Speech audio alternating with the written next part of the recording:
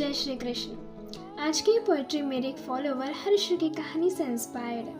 उसने मुझसे अपनी ज़िंदगी का एक ऐसा हिस्सा शेयर किया जिसे शब्दों में कहना शायद उसके लिए आसान नहीं था। उसकी कहानी को मैंने अपनी कविता के शब्द दिए हैं।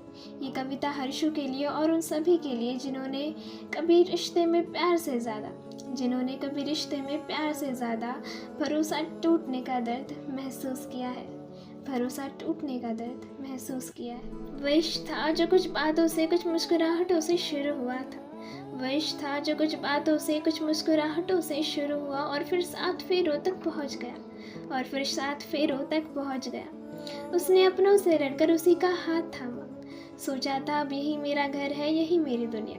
लेकिन कुछ ही महीनों में उसे पता चला उसके हिस्से का प्यार किसी और के नाम भी लिखा जा चुका था। वो चीख सकती थी, रो सकती थी, सबको सच बता सकती थी, मगर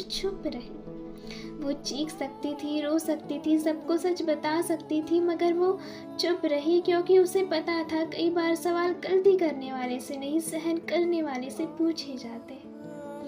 आज भी वो उसी घर में रहती है, उसे इंसान के साथ जो हर बार बस इतना कहता है सब भूल जाओ।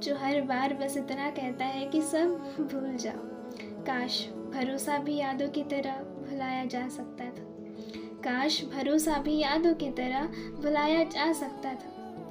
वो जी तो रही है मगर हर मुस्कान के पीछे एक डर छुपा है कि जिस दिल को उसने अपनी पूरी दुनिया माना था, वही दिल अब उसका घर नहीं रहा। लेकिन अब शायद उसे अपने दर्द से आगे बढ़ना होगा। हर बार उसी रिश्ते को बचाने के बजाय थोड़ा खुद को भी बचाना होगा। उसे किसी के प्यार की मोहताज नहीं, उसे अपनी पहचान बनानी होगी। जो कीमत किसी ने नहीं समझी, वो कीमत उसे खुद समझानी होगी। अब उसे अपने सपनों के लिए जीना है, अपने पैरों पर खड़ा होना है, किसी के होने या ना होने से नहीं, अपने होने से ही मजबूत होना है। और अगर कभी उसका प्यार उसका साथ निभाए, उसके भरोसे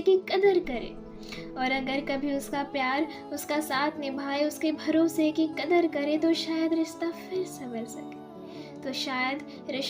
संवर सके। लेकिन अगर बार बार वही दर्द लौट कर आए, वही भरोसा टूटे, तो फिर खुद को चुन लेना भी गलत नहीं होगा। क्योंकि कभी कभी किसी रिश्ते को बचाने से ज़्यादा ज़रूरी होता है खुद को बचाना। और शायद उसकी नई शुरुआत यही से होगी, जहाँ वो किसी की पत्नी होने से पहले खुद की पहचान बनेंगी।